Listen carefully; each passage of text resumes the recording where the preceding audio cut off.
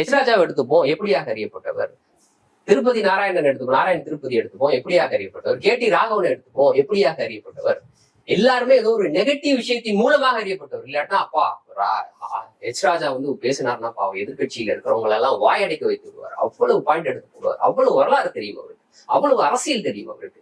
அண்ணாமலை உட்கார்ந்து பேசுறாருன்னா அப்பா எதிர்கட்சியில இருக்கவங்க வாய் திறக்க முடியாது. அவ்வளவு வரலாறு தெரியும். அவ்வளவு அப்பழுக்கற்ற நபர். அவர் சார்ந்த கட்சி அப்படிப்பட்ட அப்பழுக்கற்ற கட்சி.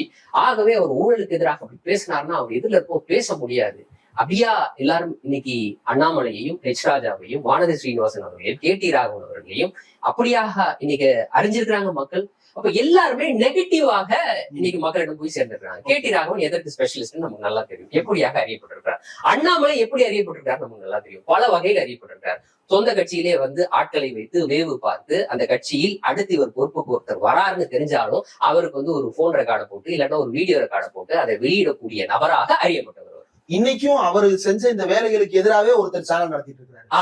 அவர் என்னென்னலாம் செஞ்சார் அப்படின்றதுக்காகவே ஒரு சேனலை உருவாக்கி அதை வந்து பாட்டா வெளியிடக்கூடிய வகையில ஒரு சேனலே ரன் ஆகுது அப்படின்னா அவர் எப்படியாக அறியப்பட்டவர் நமக்கு தெரியும். எச் ராஜா அதை வந்து நம்ம மக்களை பொறுத்த வரைக்கும், தமிழ்நாட்டை பொறுத்த வரைக்கும் அவர் வந்து ஒரு காமெடி பீஸ் அப்படின்னு தான் பார்க்கப்படக்கூடிய நபராக இருக்கிறாரு. அவர் பேசுவது எல்லாத்தையும் சீரியஸா எடுத்துக்காதீங்க, அவர் எப்பயுமே இப்படிதான் உளறிட்டு இருப்பார் அப்படின்னு சொல்லக்கூடிய வகையில தான்.